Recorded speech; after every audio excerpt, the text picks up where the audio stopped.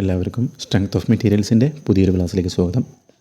അപ്പോൾ നമ്മൾ സെക്കൻഡ് മൊഡ്യൂളിലെ ഷിയർ ഫോഴ്സ് ആൻഡ് ബെൻഡിങ് മൊമെൻറ്റിൽ വരുന്ന പ്രോബ്ലംസാണ് നമ്മൾ കഴിഞ്ഞ ക്ലാസ്സുകളിലായിട്ട് പഠിച്ചു വന്നിരുന്നത്. ഓക്കെ, അപ്പോൾ നമുക്കിനി ഈ ഒരു മൊഡ്യൂളിൽ നമുക്ക് അതിൻ്റെ തന്നെ കണ്ടിന്യൂഷൻ ആയിട്ടുള്ള നമ്മളിപ്പോൾ കാൻലിവർ വിത്ത് പോയിൻ്റ് ലോഡ്സും കാൻലിവർ വിത്ത് UDL നമ്മൾ പൂർണ്ണമായിട്ടും പഠിച്ചു.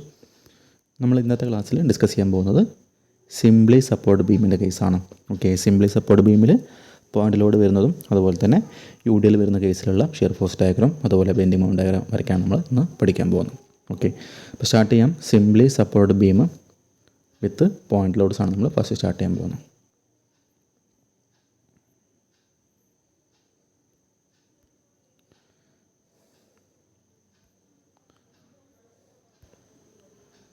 ഓക്കെ, അപ്പോൾ ഞാൻ ഇവിടെ ഒരു ഫിഗർ വരയ്ക്കാം. നമുക്കറിയാം, നമ്മൾ മുന്നേ പഠിച്ചതാണ് സിംപ്ലി സപ്പോർട്ട് ബീം എന്ന് പറഞ്ഞാൽ രണ്ട് എൻഡിലായിട്ട് ജസ്റ്റ് രണ്ട് സപ്പോർട്ട് കൊടുത്തിട്ടുണ്ടായിരിക്കും. ഇതാണ് നമ്മുടെ സിംപ്ലി സപ്പോർട്ടഡ് ബീം എന്ന് ഉദ്ദേശിക്കുന്നത്. ഓക്കെ, ഇതാണ് നമ്മുടെ സിംപ്ലി സപ്പോർട്ടഡ് ബീം. അപ്പോൾ നമുക്ക് ഈ ഒരു ബീമിനകത്ത് ഇവിടെ കുറച്ച് ഫോഴ്സ് കാണിക്കുന്നുണ്ട്. നോക്കാം. മിഡിലായിട്ട് ഏകദേശം അല്ല, കറക്റ്റ് മിഡിലായിട്ട് ഒരു P എന്ന് പറയുന്ന ഫോഴ്സ് ആക്ട് ചെയ്യുന്നുണ്ട്. P എന്ന് പറയുന്ന ലോഡ് അല്ലെങ്കിൽ ഫോഴ്സ് ആക്ട് ചെയ്യുന്നുണ്ട്. നമുക്ക് ഈ പോയിൻറ്റിനെ പോയിൻ്റ് A എന്നും ഈ പോയിൻറ്റിനെ പോയിൻ്റ് B എന്നും ഈ മിഡിൽ പോയിൻറ്റിനെ പോയിൻ്റ് C എന്നും പേര് കൊടുക്കാം. അതുപോലെ നമുക്ക് വേണമെങ്കിൽ ഡിസ്റ്റൻസ് ഇത് ടോട്ടൽ, അതായത് ഇതിൻ്റെ ഈ ഒരു ബീമിൻ്റെ ടോട്ടൽ ലെങ്ത്ത് L എന്ന് കാണിക്കാം. അപ്പോൾ നമുക്ക് പറയാൻ പറ്റും ഇതിൻ്റെ പകുതി നമുക്ക് L/2 ആയിരിക്കും, ബാക്കി പകുതി L/2. ഓക്കെ, അപ്പോൾ ഇവിടെ ഒരു സിംപ്ലി സപ്പോർട്ട് ബീമിൽ ഒരു മിഡിലായിട്ട് ഒരു പോയിൻ്റ് ലോഡ് ആക്ട് ചെയ്യുന്നുണ്ട്. അപ്പോൾ ഈ ഒരു കേസിൽ നമ്മൾ എങ്ങനെയാണ് ഷിയർ ഫോഴ്സ് ഡയഗ്രാം അതുപോലെ തന്നെ ബെൻഡിങ് മൊമെൻറ്റ് ഡയഗ്രാം വരയ്ക്കാൻ നമ്മൾ ഡിസ്കസ് ചെയ്യാം. ഓക്കെ, അപ്പോൾ അത് നമ്മൾ സാധാരണ ചെയ്യുന്ന പോലെ ജസ്റ്റ് എന്ത് ചെയ്യാം, ഇവിടെ നിന്ന് ഇങ്ങനെ ഡോട്ടർ ലൈൻസ് അല്ലെങ്കിൽ നമുക്ക് ജസ്റ്റ് പ്രൊജക്റ്റിംഗ് ലൈൻസ് എന്ത് ചെയ്യാം, ജസ്റ്റ് ഇവിടെ വരച്ച് വെക്കുക. നമ്മൾ ഈ ലൈൻസ് ഉപയോഗിച്ച് നമുക്ക് എന്ത് ചെയ്യാം, അവിടെ നമുക്ക് കിട്ടുന്ന ഷിയർ ഫോഴ്സുകൾ മാർക്ക് ചെയ്തിട്ട് ആൻസർ ചെയ്യാം. ഓക്കെ, അപ്പോൾ ഇവിടെ ഫസ്റ്റ് നമ്മളിത് വരയ്ക്കുന്നതിന് മുന്നേ ആദ്യം നോക്കാം. അപ്പോൾ നമ്മുടെ ഈ ഒരു ബീമിൻ്റെ കേസിൽ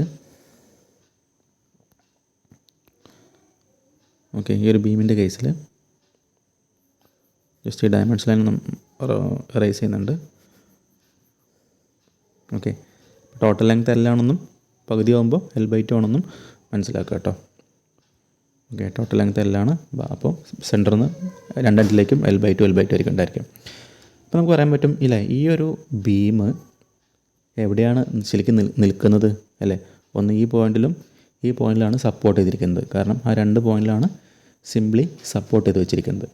സോ ഇവിടുന്ന് ഒരു ലോഡും മേലെ നിന്നൊരു ലോഡ് താഴോട്ട് ആക്ട് ചെയ്യുന്നുണ്ട്. P എന്ന് പറയുന്നൊരു ലോഡ് താഴേക്ക് ആക്ട് ചെയ്യുന്നുണ്ട്.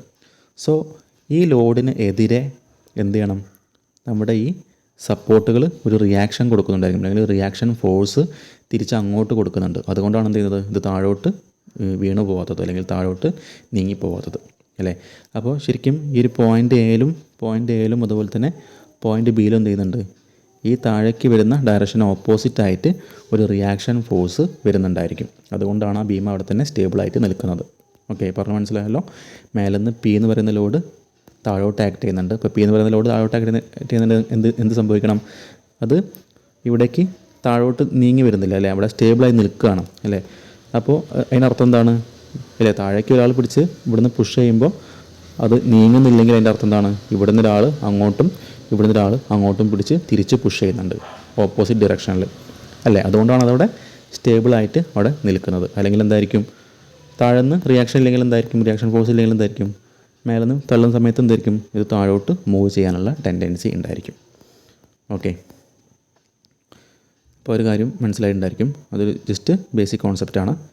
അപ്പോൾ ഇവിടെ പറഞ്ഞ പോലെ പോയിൻ്റ് എയിലും പോയിൻ്റ് ബിയിലും റിയാക്ഷൻ ഉണ്ടായിരിക്കും. നമുക്ക് സാധാരണ ഇതിൽ നമ്മൾ റിയാക്ഷൻ ഫോഴ്സ് നമ്മൾ എന്ത് ചെയ്യാം, ഇവിടെ പേര് A ആയതുകൊണ്ട് നമുക്ക് റിയാക്ഷൻ ഫോഴ്സ് അറ്റ് A എന്ന് ഇങ്ങനെ റെപ്രസെൻ്റ് ചെയ്യാം. ഇവിടെ റിയാക്ഷൻ ഫോഴ്സ് അറ്റ് B എന്ന് ഇങ്ങനെയും RB എന്നും റെപ്രസെൻ്റ് ചെയ്യാം. ഇനി നമുക്ക് ഈ ഒരു കേസിൽ ഇവിടെ ഉണ്ടാകുന്ന റിയാക്ഷൻ ഫോഴ്സുകൾ നമുക്ക് പറയാൻ പറ്റും. അത് ആലോചിച്ച് നോക്കുക. മേലെന്ന് താഴോട്ട് പി എന്ന് പറയുന്ന ഫോഴ്സാണ് തള്ളുന്നത്. അപ്പോൾ ആ ബീമിൻ്റെ കറക്റ്റ് മിഡ് പോയിൻ്റ് അല്ലെങ്കിൽ കറക്റ്റ് സെൻറ്ററിലാണ് ആ പി എന്ന് പറയുന്ന ലോഡ് വന്നിരിക്കുന്നത്. എന്നാൽ രണ്ട് എൻഡ് പോയിൻറ്റിലാണ് അതിന് ഓപ്പോസിറ്റ് റിയാക്ഷൻ ഫോഴ്സ് തിരിച്ച് അങ്ങോട്ട് ആക്ട് ചെയ്യുന്നത് അല്ലേ. അപ്പോൾ നമുക്ക് ആലോചിച്ചാൽ മതി എന്തായിരിക്കും സംഭവിക്കുന്നുണ്ടായിരിക്കുക.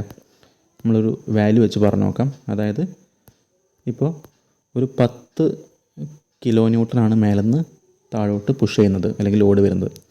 അപ്പോൾ എന്ത് ചെയ്യണം, തിരിച്ച് ഈ ഒരു ബീമിനെ അവിടെ സ്റ്റേബിളാക്കി നിർത്തണമെങ്കിൽ എന്ത് വേണം, ഈ ആറേയും ബിയും കൂട്ടി എന്ത് കിട്ടണം, ആ 10 കിലോ ന്യൂട്ടൺ കിട്ടണം അല്ലേ. അപ്പോൾ ആ 10 കിലോ ന്യൂട്ടൺ ആയിരിക്കും തിരിച്ച് ടോട്ടൽ മേലോട്ട് തിരിച്ച് റിയാക്ട് ചെയ്യുന്നുണ്ടായിരിക്കാം അല്ലേ. അപ്പോൾ നമുക്ക് ഈ ഒരു കേസിൽ എന്ത് പറയാൻ പറ്റും, ആറേയും ബിയും ഈക്വൽ ആണെന്ന് പറയാൻ പറ്റും. കാരണം എന്തുകൊണ്ടാണ്, ഈ ബീമിൻ്റെ കറക്റ്റ് സെൻറ്ററിലാണ് ഈ ഒരു ഫോഴ്സ് അല്ലെങ്കിൽ ലോഡ് ആക്ട് ചെയ്യുന്നത്. സോ എന്തായിരിക്കും, കറക്റ്റ് ഇയാൾക്കും എന്തായിരിക്കും, ഒരേ ലോഡായിരിക്കും തിരിച്ച് ആക്ട് ചെയ്യുന്നുണ്ടായിരിക്കും അല്ലേ. ഇപ്പോൾ നമ്മൾ ജസ്റ്റ് പ്രാക്ടിക്കൽ ലൈഫിലൊന്ന് ചിന്തിച്ച് നോക്കുക. അതായത് ഇപ്പോൾ നമ്മൾ ഒരു എന്താ പറയുക, വലിയൊരു മരം 2 പേര് ചുമന്ന് കൊണ്ടുപോയി വിചാരിക്കുക. ഓക്കെ, ഒരു വലിയൊരു മരത്തിൻ്റെ പീസ് അല്ലെങ്കിൽ ഒരു ഇരുമ്പിൻ്റെ പീസ് 2 പേര് ചുമന്ന് കൊണ്ടുപോകണം. ഒരാൾ നിൽക്കുന്നത് ഇവിടെയാണ് വിചാരിക്കുക. ഓക്കെ, ഒരാൾ നിൽക്കുന്നത് ഇവിടെ നിന്നാണ് സപ്പോർട്ട് ചെയ്യുന്നത്. ഓക്കെ, ഒരാൾ ഇവിടെയാണ് സപ്പോർട്ട് ചെയ്യുന്നത്. വേറൊരാൾ നിൽക്കുന്നത് ഏറ്റവും എൻഡിൽ. ഓക്കെ, വേറെ ആൾ നിൽക്കുന്നത് ഏറ്റവും എൻഡിലാണ്. ഓക്കെ, അപ്പോൾ സ്വാഭാവികമായിട്ടും ഇവിടെ ആർക്കായിരിക്കും കൂടുതൽ വെയിറ്റ് ചുമക്കേണ്ടി വരിക അല്ല. നമുക്ക് പ്രാക്ടിക്കൽ ലൈഫിൽ അറിയാം. അതായത് ഈ എൻഡിൽ നിൽക്കുന്ന ആളെ സംബന്ധിച്ച് ഇയാൾക്ക് എന്തായിരിക്കും, വെയിറ്റ് താരതമ്യേന കുറച്ച് കൂടുതലായിരിക്കും ലോഡ് താങ്ങേണ്ടത് അല്ലേ.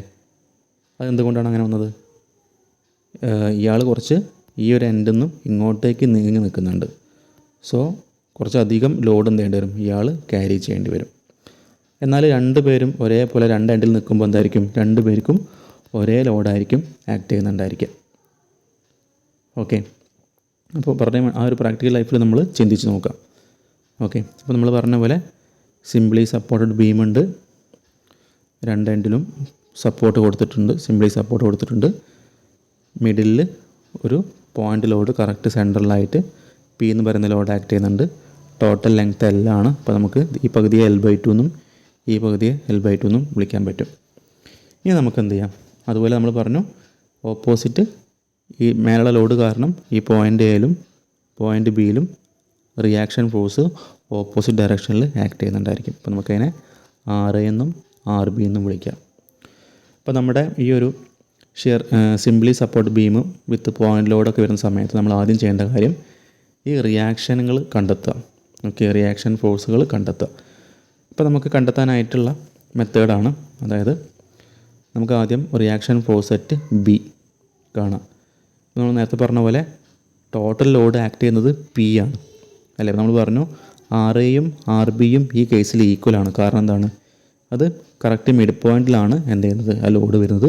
അതുപോലെ 2 എൻഡിലാണ് ഈ എ എന്ന് പറയുന്ന പോയിൻറ്റും ബി എന്ന് പറയുന്ന സപ്പോർട്ടും ഉള്ളത്. സോ RAയ്ക്കും RBയ്ക്കും ഒരേ ലോഡായിരിക്കും തിരിച്ച് ഓപ്പോസിറ്റ് ഡയറക്ഷനിൽ കൊടുക്കേണ്ടി വരും. അതിൻ്റെ അർത്ഥം RAയും RBയും ഈക്വലാണ്, അല്ലെങ്കിൽ റിയാക്ഷൻ അറ്റ് എയും റിയാക്ഷൻ അറ്റ് ബിയും ഈക്വലാണ്. സോ നമുക്ക് പറയാൻ പറ്റും ടോട്ടൽ ലോഡ് പി ആണ് താഴേക്ക് ആക്ട് ചെയ്യുന്നതെങ്കിൽ എന്തായിരിക്കും, RA എന്ന് പറഞ്ഞാൽ P/2, RB എന്ന് പറഞ്ഞാൽ P/2 ആയിരിക്കും. കാരണം എന്താണ്, ആലോചിച്ച് നോക്കുക, താഴേക്ക് 10 കിലോഗ്രാം ലോഡ് ആക്ട് ചെയ്യുന്നുണ്ടെങ്കിൽ തിരിച്ചൊരാൾ അവിടെ നിന്ന് ഇങ്ങോട്ടും ഒരേ അളവിൽ സപ്പോർട്ട് ചെയ്യുന്നുണ്ട് അല്ലേ. അതിൻ്റെ അർത്ഥം എന്താണ്, ഇയാൾ 5 കിലോഗ്രാം ആയിരിക്കും എടുക്കുന്നുണ്ടായിരിക്കുക, ഇയാൾ ബാക്കി 5 കിലോഗ്രാം, അതായത് 10ൻ്റെ നേർ പകുതി ആയിരിക്കും 2 പേരും ഈക്വലി ഡിസ്ട്രിബ്യൂട്ട് ചെയ്യുന്നുണ്ടായിരിക്കുക. അതേപോലെ പിയുടെ നേർ പകുതി ആയിരിക്കും RAയും RBയും തിരിച്ച് ഓപ്പോസിറ്റ് ഡയറക്ഷനിൽ എന്ത് ചെയ്യാം, ഫോഴ്സ് ആക്ട് ചെയ്യുന്നുണ്ടായിരിക്കുക. ഓക്കെ, അപ്പോൾ നമുക്ക് RB എന്താണെന്ന് കിട്ടി, അതുപോലെ തന്നെ RA എന്താണെന്ന് കിട്ടി അല്ലേ. RBക്കുള്ള നമുക്ക് P/2 കിട്ടും, അതേപോലെ RAക്കുള്ള നമുക്ക് എന്ത് ചെയ്യാം, അതും P/2 കിട്ടും. അപ്പോൾ നമുക്കിവിടെ RAയും RBയും ഈ ഒരു സിമ്പിൾ കേസിൽ വരുന്ന RAയും RBയും നമുക്ക് എടുക്കാൻ മനസ്സിലായി. ഓക്കെ, ഇനി നോക്കുക, നമുക്ക് എന്ത് ചെയ്യാം, സാധാരണ പോലെ shear force at B, point ബിയിലെ ഷിയർ ഫോഴ്സ് കാണാം അല്ലേ. നമ്മളെന്താ ചെയ്യാറുള്ളത്, സാധാരണ ഒരു സെക്ഷൻ ലൈൻ നമ്മൾ മനസ്സിൽ സങ്കല്പിക്കും അല്ലേ. അതിൻ്റെ റൈറ്റ് സൈഡ് നോക്കുക. റൈറ്റ് സൈഡ് നോക്കിയാൽ നമുക്ക് മനസ്സിലാവും റൈറ്റ് സൈഡിൽ ആകെ ഒരു ഫോഴ്സ് മാത്രമേ മേലേക്ക് വരുന്നുള്ളൂ. ആ ഫോഴ്സ് ഏതാണ്? RB എന്ന് പറയുന്ന ഫോഴ്സാണ്. അതുപോലെ അപ്വേർഡ് ഡയറക്ഷനിലാണ് വരുന്നത്. അപ്പോൾ നമുക്ക് പറയാൻ പറ്റും റൈറ്റ് സൈഡിൽ അപ്വേർഡ് ഡയറക്ഷനിലുള്ള ഫോഴ്സ് എന്താണ്? അത് നെഗറ്റീവാണ് വരിക അല്ലേ. അപ്പോൾ നമുക്ക് RB ആണ് ആ ഫോഴ്സ് വരുന്നത്. അപ്പോൾ RB എന്ന് പറയുന്നത് എന്താണ്? P/2 ആണ്. അപ്പോൾ -P/2 ആയിരിക്കും ഷിയർ ഫോഴ്സ് അറ്റ് B എന്ന് പറയുന്നത്. ഓക്കെ. ഇനി അതേപോലെ ഷിയർ ഫോഴ്സ് അറ്റ് നമുക്ക് ഈ ഒരു മിഡ് പോയിൻ്റ് ഉണ്ട് അല്ലെ. നമ്മൾ മിഡ് പോയിൻ്റ് വരാൻ കാരണം എന്താണ്? ഇവിടെ മിഡ് പോയിൻ്റ് വരാൻ കാരണം ആ ലോഡ് കറക്റ്റ് സെൻറ്ററിലാണ് ആക്ട് ചെയ്യുന്നത്. സോ നമുക്ക് വേണമെങ്കിൽ എന്ത് ചെയ്യാം? ആ മിഡ് പോയിൻറ്റിന് AB കഴിഞ്ഞിട്ട് C എന്നുള്ള പേര് കൊടുക്കാം. സോ നമ്മൾ എന്ത് ചെയ്യണം? ഷിയർ ഫോഴ്സ് അറ്റ് C നമ്മൾ ഫൈൻഡ് ചെയ്യണം. Okay. Shear force at C നമ്മൾ ഫൈൻഡ് ചെയ്യുക. അപ്പോൾ എന്ത് ചെയ്താൽ മതി? ഷിയർ ഫോഴ്സ് അറ്റ് C കാണാൻ നമ്മൾ എന്ത് ചെയ്യണം? നമ്മൾ സീൻ്റെ ഇപ്പുറത്ത് ഒരു സെക്ഷൻ ലൈൻ വരയ്ക്കുക. ഇതിൻ്റെ റൈറ്റ് സൈഡിലേക്ക് നോക്കുക. അവിടെ എത്ര ഫോഴ്സ് വരുന്നുണ്ട് നോക്കുക. നോക്കിയാൽ മനസ്സിലാവും. റൈറ്റ് സൈഡിൽ താഴേക്ക് P എന്ന് പറയുന്ന ഒരു ലോഡും മേലേക്ക് RB അഥവാ P/2 എന്ന് പറയുന്ന ലോഡും ഉണ്ട്. അപ്പോൾ നമുക്കിങ്ങനെ എഴുതാം. P പ്ലസ് ആണ്, പക്ഷേ ഈ P/2 എന്താണ്? മേലേക്ക് അതിനെ കൊണ്ട് അപ്വേർഡ് ഡയറക്ഷനെ കൊണ്ട് അത് മൈനസ് ആയിരിക്കണം. P minus P/2. ആൻസർ എന്താ കിട്ടുക? P എന്ന് P/2 കുറച്ചാൽ ബാക്കി P/2 ആയിരിക്കും ഉണ്ടായിരിക്കുക. ഓക്കെ. അപ്പോൾ നമുക്ക് ഷിയർ ഫോഴ്സ് അറ്റ് C എന്ന് പറഞ്ഞാൽ P/2 കിട്ടും. ഇനി എന്ത് ചെയ്യുക? നമുക്ക് ഷിയർ ഫോഴ്സ് അറ്റ് A നോക്കുക. ഷിയർ ഫോഴ്സ് അറ്റ് A എന്ന് പറഞ്ഞാൽ നമ്മുടെ ഏറ്റവും എൻഡ് പോയിൻ്റാണ് A എന്ന് പറയുന്നത്. അപ്പോൾ ഷിയർ ഫോഴ്സ് അറ്റ് A ശരിക്കും നോക്കിയാൽ എളുപ്പമാണ്. നമ്മൾ നേരത്തെ ഇവിടെ Cൻ്റെ വരെ കണ്ടു വെച്ചിട്ടുണ്ട് അല്ലേ. അപ്പോൾ Cൻ്റെ റൈറ്റ് സൈഡിലേക്ക് നോക്കുമ്പോൾ നമുക്ക് എന്ത് കിട്ടി? P മൈനസ് P/2 കിട്ടി. ഇതേ സെക്ഷൻ ലൈൻ ഉപയോഗിച്ച് നമുക്ക് എന്ത് ചെയ്യാം? ഇതിൻ്റെ ലെഫ്റ്റ് സൈഡിലേക്ക് നോക്കുക. കാരണം നമുക്ക് ഷിയർ ഫോഴ്സ് അറ്റ് A എടുക്കാനായിട്ട് ഈ സെക്ഷൻ ലൈനിൻ്റെ ലെഫ്റ്റ് സൈഡിലേക്ക് നോക്കുക. നോക്കിയാൽ മനസ്സിലാവും ഇവിടെ ആകെ ഏത് ഫോഴ്സേ വരുന്നുള്ളൂ? റിയാക്ഷൻ ഫോഴ്സ് ആയിട്ടുള്ള RA അഥവാ P/2 മാത്രമേ എന്ത് വരുന്നുള്ളൂ? ഈ സെക്ഷൻ ലൈന് ഇടത്തെ സൈഡിൽ വരുന്നുള്ളൂ. മനസ്സിലാക്കുക. നമുക്ക് ഓൾറെഡി നമ്മൾ സൈൻ കൺവെൻഷനൊക്കെ പഠിച്ചിട്ടുണ്ട്. സെക്ഷൻ ലൈനിൻ്റെ ലെഫ്റ്റ് സൈഡിൽ അപ്വേർഡ് ആണെങ്കിൽ അതെന്തായിരിക്കും? അത് നമ്മൾ പോസിറ്റീവാണ് സൈൻ കൊടുക്കേണ്ടത് അല്ലേ. അപ്പോൾ നമുക്ക് P/2 ആയിരിക്കും ഷിയർ ഫോഴ്സ് അറ്റ് A കിട്ടുന്നുണ്ടായിരിക്കാം. ഓക്കെ. സെക്ഷൻ ലൈനിൻ്റെ റൈറ്റ് സൈഡ് അപ്വേർഡ് ആണെങ്കിൽ അത് നമ്മൾ -P/2 കൊടുക്കും. സെക്ഷൻ ലൈനിൻ്റെ ലെഫ്റ്റ് സൈഡ് അപ്വേർഡ് ആണെങ്കിൽ നമ്മളതിനെ പ്ലസ് സൈനാണ് എടുക്കേണ്ടത്. സോ അപ്പോൾ നമുക്ക് ഷിയർ ഫോഴ്സ് അറ്റ് Bയും ഷിയർ ഫോഴ്സ് അറ്റ് Cയും ഷിയർ ഫോഴ്സ് അറ്റ് Aയും കിട്ടി. ഇനി നമുക്ക് എന്ത് ചെയ്യാം? ഈ 3 ഷിയർ ഫോഴ്സുകൾ വെച്ച് നമുക്ക് നമ്മുടെ ഷിയർ ഫോഴ്സ് ഡയഗ്രാം വരയ്ക്കാം. ഓക്കെ. അപ്പോൾ ഈസിയാണ്. അപ്പോൾ നമുക്കറിയാം നമ്മുടെ സിംപ്ലി സപ്പോർട്ട് ബീം നമ്മൾ പറഞ്ഞ പോലെ മിഡ് പോയിൻ്റ് ലോഡ് P ആണ്. ഇത് L/2 ഇത് L/2. നമ്മൾ സാധാരണ ചെയ്യുന്ന പോലെ ആ ലൈനൊന്ന് ജസ്റ്റ് പോയിൻറ്റ്സ് എല്ലാം താഴോട്ട് എക്സ്റ്റെൻഡ് ചെയ്യുക. ഇത് A എന്ന് പറഞ്ഞ പോയിൻ്റ്, ഇത് B എന്ന് പറഞ്ഞ പോയിൻ്റ്, ഇത് C എന്ന് പറഞ്ഞ പോയിൻ്റ്. ഓക്കെ. അപ്പോൾ point A, point B, mid point C. അപ്പോൾ നമുക്ക് shear force at B കിട്ടിയിട്ടുണ്ടായിരുന്നത് -P/2 ആണ്. Shear force at C കിട്ടിയിട്ടുണ്ടായിരുന്നത് P/2 ആണ്. Shear force at A കിട്ടിയിട്ടുണ്ടായിരുന്നത് P/2 ആണ് അല്ലേ, പ്ലസ് P/2 ആണ്. ഓക്കെ. അപ്പോൾ അതൊക്കെ നമ്മൾ ജസ്റ്റ് എന്ത് ചെയ്യുക? ഒരു വാല്യൂസ് ആണെന്ന് സങ്കല്പിക്കുക. ജസ്റ്റ് നമ്മൾ സാധാരണ ചെയ്യുന്ന പോലെ ഒരു ബേസ് ലൈൻ വരയ്ക്കുക. ഓക്കെ. ഇനി എന്ത് ചെയ്യാം? നമുക്കിവിടെ വേണമെങ്കിൽ എയും സിയും ബിയും മാർക്ക് ചെയ്ത് വെക്കുക. എന്ത് ചെയ്യണം? നമുക്ക് കിട്ടിയുള്ള values shear force at B എന്ന് പറഞ്ഞാൽ -P/2 ആണ്. അപ്പോൾ -P എന്ന് പറഞ്ഞപ്പോൾ ലോഡ് ഒരു 10 ആണെങ്കിൽ 10/2 നമുക്ക് 5 കിട്ടും. അപ്പോൾ ആ ചിന്തയിൽ എന്ത് ചെയ്യുക? മൈനസ് ആകുമ്പോൾ നമ്മൾ ലൈനിൻ്റെ താഴേക്കാണ് കാണിക്കേണ്ടത്. ഓക്കെ. -P/2 എന്ന് പറയുമ്പോൾ നമ്മൾ ഒരു വാല്യൂ സങ്കല്പിക്കുക. എന്ത് ചെയ്യുക? താഴെ -P/2 മാർക്ക് ചെയ്യുക. ഇനി ഷിയർ ഫോഴ്സ് അറ്റ് C എന്താണ്? C P/2 ആണ്. അപ്പോൾ P/2 പറയുമ്പോൾ സെയിം അളവ് തന്നെ C ആണ്. C എന്ത് ചെയ്യുക? മേലോട്ടാണ്, പ്ലസ് ആണ്. സോ മേലേക്ക് P/2 കാണിക്കാം. ഇനി നമ്മുടെ ഷിയർ ഫോഴ്സ് അറ്റ് A അതും എന്താണ്? P/2 ആണ്. അപ്പോൾ സെയിം പോയിൻറ്റിൽ നിന്ന് നേരെ ഇങ്ങോട്ട് എക്സ്റ്റെൻഡ് ചെയ്താൽ നമുക്ക് അവിടെയും P/2 കാണിക്കാം. ഇനി ശ്രദ്ധിക്കേണ്ടത്, നമ്മൾ ഷിയർ ഫോഴ്സ് ഡയഗ്രാം വരയ്ക്കുമ്പോൾ എന്ത് ചെയ്യണം? സ്റ്റാർട്ടിങ് Bയിൽ സ്റ്റാർട്ട് ചെയ്തു അല്ലേ. B നേരെ ഈ പോയിൻറ്റിലേക്ക് പോവാം. Bയിലെ ഷിയർ ഫോഴ്സിലേക്ക് പോവാം. ശേഷം നമുക്ക് ഇവിടെ അറിയാം പോയിൻ്റ് ലോഡ് വരുന്നത് അല്ലേ. പോയിൻ്റ് ലോഡ് വരുമ്പോൾ എന്ത് ചെയ്യണം? നമ്മൾ വന്ന വഴിയെ അതായത് ഇങ്ങനെയാണ് എന്ത് ചെയ്യുക ഷിയർ ഫോഴ്സിൻ്റെ ആ അടുത്ത പോയിന്റിലേക്ക് നമ്മൾ പോകേണ്ടത്. ഓക്കെ, അല്ലാണ്ട് നമ്മൾ ഇങ്ങനെ ഡയറക്റ്റ് പോകാൻ പാടില്ല. അങ്ങനെ പോകുന്ന കേസ് എപ്പോഴായിരിക്കും, അത് നമ്മൾ വഴിയെ പഠിക്കും. അതിവിടെ UDL ഒക്കെ വരുന്ന കേസിലായിരിക്കും എന്ത് ചെയ്യുക, നമ്മൾ ഡയറക്റ്റ് സ്റ്റാർട്ടിംഗ് പോയിന്റിൽ നിന്ന് എൻഡ് പോയിന്റിലേക്ക് നമ്മൾ ലീനിയർ ലൈൻ വരയ്ക്കുന്നുണ്ടായിരിക്കാം. ഇവിടുത്തെ കേസിൽ എന്ത് ചെയ്യണം, നമ്മൾ ബീൻ്റെ ഷിയർ ഫോഴ്സ് പോയിന്റിലേക്ക് വന്നു, നമുക്കിനി ഈ പോയിന്റിലേക്ക് എത്തണം. ആ പോയിന്റിലേക്ക് എത്താൻ എന്ത് ചെയ്യണം, നമ്മൾ ഇവിടുന്ന് ലെഫ്റ്റ് പോവുക, റൈറ്റ് മേലോട്ട് പോയാൽ ആ പോയിന്റ് എത്തി. അതേപോലെ നമുക്ക് ഈ പോയിന്റാണ് അടുത്ത പോയിന്റ്, എന്ത് ചെയ്യണം, ഡയറക്റ്റ് നമുക്ക് ഇവിടുന്ന് അങ്ങോട്ട് പോകാം. ഓക്കെ, ഇനി ജസ്റ്റ് ഇതൊന്ന് ക്ലോസ് ചെയ്താൽ നമ്മുടെ ഷിയർ ഫോഴ്സുകൾ അല്ലെങ്കിൽ ഷിയർ ഫോഴ്സ് ഡയഗ്രാം കംപ്ലീറ്റ് ആയി. ഓക്കെ, അപ്പോൾ ഇവിടെ ഇവിടെ നെഗറ്റീവാണ് വരിക, ഇവിടെ പോസിറ്റീവ് വരും. ഇതാണ് നമ്മുടെ ഈ ഒരു കേസിൽ വരുന്ന ഷിയർ ഫോഴ്സ് ഡയഗ്രാം എന്ന് പറഞ്ഞാൽ. നമുക്ക് എന്ത് ചെയ്യാം, നമ്മൾ പഠിച്ചിട്ടുണ്ട് ഷിയർ ഫോഴ്സ് ഡയഗ്രാം വെച്ച് നമുക്ക് എന്ത് ചെയ്യാൻ പറ്റും, നമ്മുടെ ബെൻഡിങ് മൊമെൻറ്റുകൾ കണ്ടെത്താൻ പറ്റും. ഓക്കെ, നമുക്ക് എന്ത് ചെയ്യാം, ഇക്വേഷൻസ് സ്വന്തമായിട്ട് ക്രിയേറ്റ് ചെയ്യാം. ഓക്കെ, ഇനി നമുക്ക് ഇവിടെ ഒന്ന് റബ്ബ് ചെയ്യാം, ഇറേസ് ചെയ്യാം. നമ്മൾ മുന്നേ പഠിച്ചിട്ടുള്ള കാൻലിവറിലൊക്കെ പഠിച്ചുള്ള സെയിം മെത്തേഡ് തന്നെ യൂസ് ചെയ്യാം. അതായത് ഷിയർ ഫോഴ്സ് ഡയഗ്രാം ഉപയോഗിച്ച് നമ്മൾ ബെൻഡിങ് മൊമെൻറ്റ് കാണാം. അപ്പോൾ നമുക്ക് ഇവിടെ എന്ത് ചെയ്യാം, ബെൻഡിങ് മൊമെൻറ്റ് അറ്റ് ബി, സാധാരണ പോലെ തന്നെ ബെൻഡിങ് മൊമെൻറ്റ് ബിയിൽ എന്തായിരിക്കും, നമുക്കറിയാം അവിടെ പെർപെൻഡിക്കുലർ ഡിസ്റ്റൻസ് വരുന്നില്ല. അപ്പോൾ നമുക്ക് അവിടെ ഫോഴ്സ് ഉണ്ടെങ്കിൽ കൂടി അല്ലെങ്കിൽ ഇല്ലെങ്കിലും ഉണ്ടെങ്കിലും എന്തായിരിക്കും, ഇൻറ്റു 0 വരുമ്പോൾ നമുക്ക് 0 ആയിരിക്കും എന്ത് ചെയ്യുക, ബെൻഡിങ് മൊമെൻറ്റ് അറ്റ് ബി കിട്ടുന്നുണ്ടായിരിക്കാം. ഇനി നമുക്ക് ബെൻഡിങ് മൊമെൻറ്റ് അറ്റ് സി കിട്ടണം. അതിൽ എന്ത് ചെയ്യുക, ഇക്വേഷൻ ക്രിയേറ്റ് ചെയ്യുക. എന്ത് ചെയ്താൽ മതി, നിങ്ങൾക്ക് ഓർമ്മ ഉണ്ടായിരിക്കും, bending moment at B minus bending moment at C equal to എന്ത് കിട്ടണം, ഈ ബിക്കും സിക്കും ഇടയിലുള്ള ഷിയർ ഫോഴ്സ് ഡയഗ്രത്തിൻ്റെ ഏരിയ. ഇപ്പോൾ ഏരിയ എന്ന് പറയുമ്പോൾ നമുക്കറിയാം ഈ ലെങ്ത് എത്രയാണ്, അത് -p/2 ആണ് അല്ലേ. അതേപോലെ ഈ ലെങ്ത്തോ അത് L/2 ആണ് അല്ലേ. ഇത് L/2 ഇത് -p/2 ആണ്. സോ നമുക്ക് എന്ത് ചെയ്യാം, ആ അളവുകൾ വെച്ച് നമുക്ക് ഇവിടുത്തെ ഏരിയ കാണാം. ഓക്കെ, ഈക്വൽ ടു എന്ത് ചെയ്യാം, -p/2 ഇൻറ്റു L/2 എന്ത് കിട്ടും, -PL/4 ആണ് കിട്ടുക അല്ലേ. -PL/4 ആണ് നമുക്ക് ബെൻഡിങ് മൊമെൻറ്റ് ഫൈനലി നമുക്ക് അതിൻ്റെ ഏരിയ കിട്ടുക. ഓക്കെ, ഇനി എന്ത് ചെയ്യണം, -PL/4 ആണെങ്കിൽ നമുക്ക് പറയാൻ പറ്റും ബെൻഡിങ് മൊമെൻറ്റ് അറ്റ് ബി എത്രയാണ്, അത് 0 ആണ്. അതിൻ്റെ അർത്ഥം ഇവിടെ ഇത് 0 ഇക്വറ്റ് ചെയ്യുക. ശേഷം ഇവിടെ minus bending moment at C equal to ആണ് നമുക്ക് -PL/4. അതിൻ്റെ അർത്ഥം ബെൻഡിങ് മൊമെൻറ്റ് അറ്റ് സി എന്തായിരിക്കണം, അവിടുത്തെ മൈനസ് പ്ലസ് ആക്കണമെങ്കിൽ എന്ത് ചെയ്യാം, ഇവിടെ ഓപ്പോസിറ്റ് സൈനും മാറ്റുക, വെറും +PL/4 ആയിരിക്കും ബെൻഡിങ് മൊമെൻറ്റ് അറ്റ് സി എന്ന് പറയുന്നത്. ഓക്കെ, അപ്പോൾ നമുക്ക് ബെൻഡിങ് മൊമെൻറ്റ് അറ്റ് സി കിട്ടി, അത് മനസ്സിലായെന്ന് വിചാരിക്കുന്നു. നമുക്ക് എന്ത് ചെയ്യാം, bending moment at A find ചെയ്യണം. ഓക്കെ, നമുക്ക് bending moment at A find ചെയ്യണം. അപ്പോൾ ഇതേപോലെ തന്നെ വീണ്ടും സെയിം ഇക്വേഷൻ നമുക്ക് ക്രിയേറ്റ് ചെയ്യാം. അതായത് bending moment at C minus bending moment at A equal to എന്ത് കിട്ടണം, സിക്കും എക്കും ഇടയിലുള്ള ഏരിയ ആണ്. അപ്പോൾ ഏരിയ എന്ന് പറയുമ്പോൾ നേരത്തെ പോലെ തന്നെ p/2 ആണ് ഈ ലെങ്ത്ത്, പിന്നെ ഈ ലെങ്ത്ത് L/2 ആണ്.